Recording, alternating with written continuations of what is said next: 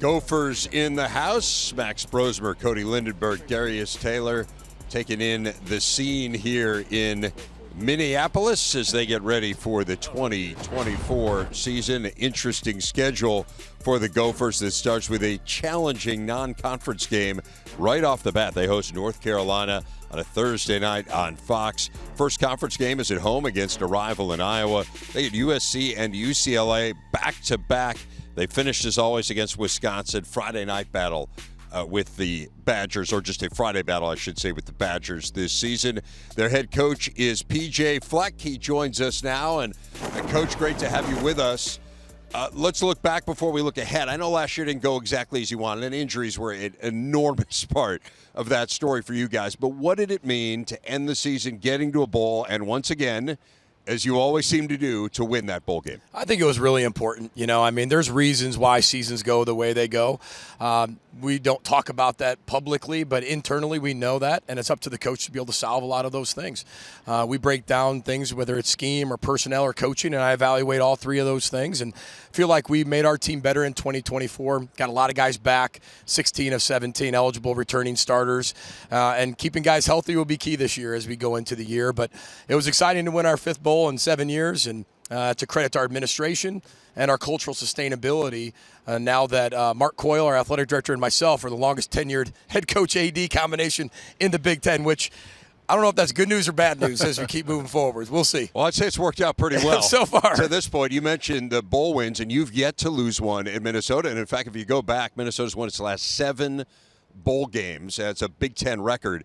So what does it say about this program? I mean, I don't think there are a lot of people out there who would say, what's the team that's won the most consecutive bowl games, not just currently in the Big Ten, but in Big Ten history. I don't know. There's a lot of people that would say Minnesota. Minnesota is the answer. What does that say, kind of big picture, about where you've got this program? Well, we have 50 wins in 7 years, and I think that when we started this, we talked about that sustainability part, that there will be really amazing seasons like 2019 where we won 11 games. There's going to be back-to-back 9-win seasons like we had in 21 and 22. But there's also going to be some dips here and there, that there are a lot of things that are outside your control. Control's for amateurs. Now, in our world, you got to win games and continue to do that, or you're not going to have any control because you won't be the head coach. But we know the reasons why it went that way, and we were fortunate enough to go to a bowl game because of our academics, and we have a 3.21 cumulative GPA, and rightfully so, they were rewarded for that, and there was one spot open, and we were able to do that and take care of business. But I think that streak's important inside our program. I think our guys take bowl games really seriously, and this particular football team in 2024 loves football. With all the transactional stuff going on right now, that's great. Everybody can benefit from that. But you have a transformational program, but who really loves football? And I think that's what 2024 is all about. Coach, you've gone through 2 coordinator changes in 2 years. What's the process to replace them? When Lots of conversations. You know that. Everybody kind of goes to the coaches' convention, mingles with old buddies, old college roommates, goes have a few cocktails and drinks. That's year, not your process. I'm like, I want to do that. I want that process.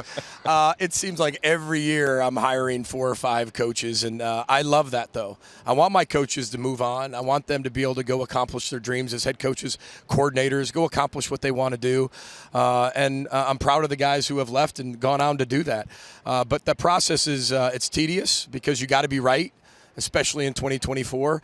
But we kind of, with Corey Heatherman, our defense coordinator, kind of went back to the Greg Schiano well. And I think it's well documented, my respect for him. Seems like we either rotate players or pass each other coaches, and that's what we do. But having Joe Harris-Simiak there, who used to work for us, and the familiarity with Corey, I think it was a pretty easy hire, and he was an immediate fit because he's all ball all the time. And then Bob Ligashevsky and I, we spent a lot of time together when we were both coaches in the NFL with the Tampa Bay Buccaneers. We wanted to do some other things. He's been around the NFL a long time, college football a long time, and we need some more explosive plays in the return game and special teams.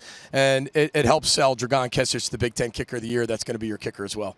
Okay, so I played at Pitt, and Coach Ligg was a special teams coordinator, and you'd come in for treatment at 6 a.m., and he would be coming back from a long run. I got to ask, is he still that same vibe? 8 to 10 miles every single day, and he's 62 years old or whatever he is. It's unbelievable. It's unbelievable indeed. All right, I want to follow up on something. You said transactional, and I think there's an element of that in the game, of course, right now. How do you decipher from your players who loves what the game does for them and who loves the game? As you're referencing, your players love football. How can you tell? Well, I think it's part of the evaluation process. Fit is more important in 2024 than ever. So when we go through a selection process, we don't even call it a recruiting process anymore because I'm not convincing somebody to come to Minnesota. It's got to be more of a fit. Right? Academically, athletically, socially, spiritually, more than ever. So the transition for us hasn't been as hard because we've always valued that. It's just now our players have this transactional piece. And I said we have 16 of 17 eligible starters back. I think we can all sit at this table and know some of those players that if they would have put their pinky toe in that portal, they probably would have made more money transactionally, but that wasn't what they valued the most. You can value money, but if it's the number one thing you value, the minute you have success, you're going to go chase the next dollar, and then we're going to be outbid. So it makes the evaluation process way more important to make sure those players are valuing the things that you value. Not to say money's not important, but it has to be a part of that value system, not the only value system. You've talked about improving the pass game during the offseason. How do you improve the pass game? Well, it's an interesting question because when I went back and you watch, as a head coach, I mean, you watched that last year 100 times. Right. And you're like, oh, if that would have just happened. Oh, if that would have just happened. We were inches away from winning multiple games by just ending the game that we couldn't complete. And for a multitude of reasons. But when you go back and look at it, we've thrown the ball really well over the years. In 2019, first Rashad Bateman, Tyler Johnson, 2 first-team All-Big Ten wide receivers. Corey Davis is one of the all-time leading receivers in the history of college football at Western Michigan. But you know this, that as you go through the year, your team shows you and tells you what they're able to do. Maybe a little different from training camp when you start to lose some people that was our identity. Oh, my goodness, we've lost this, and this. And then the games start going a different way, not just losing, but they take a different personality, and maybe now we're better at something else. And if you just keep taking that square peg and jamming in the round hole, you're not going to win any games. So you have to be willing to adapt to what your team is saying, what the injuries are, what you're really good at, and we just weren't efficient enough in the pass game. You talked about Max when you're on stage and how he's always curious. He's a seeker. It's unbelievable. What's a couple examples of how you've noticed that and evaluated that? Because you did make a quick decision to make him the guy in the portal and be the quarterback of your program. Well, he's the first guy in the building. He's the last guy to leave. He can't get enough information about not just plays and let's talk about this play. It's all I've never heard a quarterback talk more about protection in my entire life. It is a head coach's dream when all the quarterback wants to talk about is protection. And then you watch and you look up and you're in spring ball, and next thing you know, Brian Callahan, our O-line coach, is meeting with our quarterback. I'm like, hold on a second, Brian. You're not allowed to touch our quarterback. What are you talking about, Coach? You wanted to learn about you want to talk about this protection, how we can make this adjustment. It's truly having an 11th coach. Now, we have 1,100 coaches now. Everybody's a coach. But it's amazing that he can be able to, at that level, have that much maturity to spread that amongst everybody. And when you have an infectious quarterback who's curious and always wants to know why, it takes over your entire team. You going into your 8th year at Minnesota? 8th year. And did you say you were building a new home? Yep, new home. That's confidence, I tell you. Coach, we started it 2.5 years ago. I mean, we should have built a smaller home, been in it already a year and a half, and it would have been fine. I mean, we would already be living in that. We still don't move in until the middle of August. And I did tell Heather, you do know our profession. If things don't go well, you're not going to be in this home very long. So let's not be attached and make too many expensive decisions on the handles or the door handles or the etching. Oh, it's Heather's idea. I just blame everything on Heather at this point. At this point, yes. I got a lot of confidence in Heather, though. Yeah. Oh, it's going to be fantastic. You're more than welcome. How's the closet space in the new home? Good closet space? Guys, true story. There's a closet section that's hers, a wing that's hers. There's a room that's not even a closet that's hers, and then there's her closet, which is probably the size of our bedroom right now. Okay. And then there's my closet. Okay. I'm more concerned about yours much as I like Heather, because I'm just concerned what you're going to do with the North Carolina baby blue blazer. That's right. Right? I mean, that's the we'll put it away after open. today. Okay. I'm just promoting the Gopher North Carolina game 1. There we go. I'm showing game 1. But, here's what we got down to actually picking the closets. And I was like, man, your space is way bigger than mine. Your rooms are more than mine. She goes, but, you have a closet at work.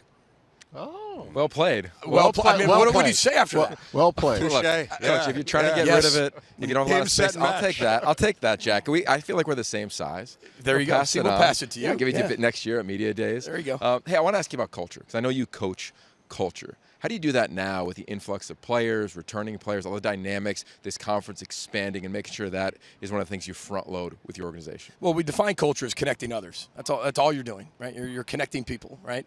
And I think with all the outside people our student athletes are involved in right now, you have to have somebody that's going to be able to bring that back, bring some truth to all of it, not just saying it's only this way, but we have financial literacy classes, we have tax classes, we have investment classes, strategy classes, because we know that's going to happen and they're going to get those resources. But what do they do with those resources and how can they make smart decisions? Because young people always want the choice of the decision to make all the money, the decision to have all the money. We're all favor for that. But they don't get the choice of the consequence if you make some really bad decisions with all of that. So there's way more people entering their life. We just want to be a buffer. We just want to be an educational system that allows them to have factual information from outside resources that have no skin in the game, that can be able to educate them to be able to make the right decisions moving forward.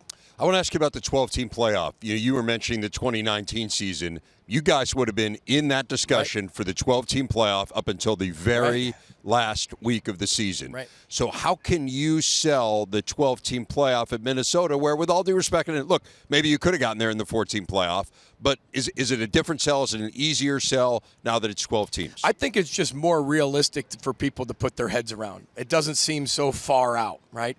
When you go to 12 teams, I think, let's go back. When we were at 4 teams, I think everybody could always identify 2 or 3 of the 4 from day one of college football preseason. You could predict 2 of the 3 that were going to be in there. So it was basically a fight for 1 or 2 spots of maybe a surprise team. But now there might be 4 or 5 or 6 teams that are locked, or we could sit there and say, okay, they're going to have really good years and they're probably going to be in the playoff. But the other 6, it leaves room for those 2019 special seasons where we won 6 of 7 one-possession games. And when you look at our schedule, I mean, besides that, how was the play, Mrs. Lincoln, right? When you look at our schedule, there's so much opportunity. But when you look at it, as you predict from your world, there's probably a lot of one-possession games on there. And if you can win 7 or 6 of those one-possession games out of 8 or 9, you could be right there in the mix. And I think that's what's going to be exciting for college football in all conferences. Let's talk about that very first game where you could send a message about Minnesota on a great stage on a Thursday night. Think about last year, you had a marquee game early too, right? You had Nebraska in the opener. Yep. So you just kind of think about the opportunity of a game like that right off the bat. How does that change maybe the tenor of what you do in camp when you know we're going to be in the spotlight from the first moment of the season? The only adjustment we made last year was we just turned our focus to Nebraska about 2 days earlier rather than, maybe a little bit sooner staying in camp. And that was really the only adjustment we made. But they're a really good, talented team. I mean, they're really, really talented. Mac Brown's one of the best coaches in the country. And I always tell the story about Mac. When I was an up-and-coming player, I wrote every Division I school a letter saying I wanted to coach. I got 4 letters back. And one of those letters is from one of our rivals, and I shared it with him. And then one was from Mac Brown. And it's still in my office to this day, framed. And he runs a great program. They're a tough team. But we started looking at a lot of things in the offseason like we always do. But the only change we'll make is we'll move up the preparation in about 2 days. So that's how that kind of game changes camp a little bit. It does, because I think for us, like especially the conference game, I wanted to get to that as fast as possible. Once you identify what your team's really good at, because training camp to me is just solidifying what kind of team you're going to have. What are you really good at? It's making the final rehearsal to going out to play, right? To going out to the play. So that's the biggest thing for me. And then if I can get to the opponent and I have an identity of what I know we're going to be and I have a feel for that earlier, we'll get to that opponent. So 2 to 3 days earlier is where I really like to be so we can keep getting better in repetition for that one game, because it's a Thursday night and we have some time off after that to spend more time on the opponent, because we've always played an opening Thursday night game. Well, it is the first stop of our camp tour, Minnesota. Looking forward to it. We look forward to hosting you. About a week away. You are always great hosts. There's always a lot of energy, a lot of enthusiasm, and we look forward to watching some great football as well. P.J. Fleck, always a pleasure. Thanks. Pleasure's all mine. Thanks for having us.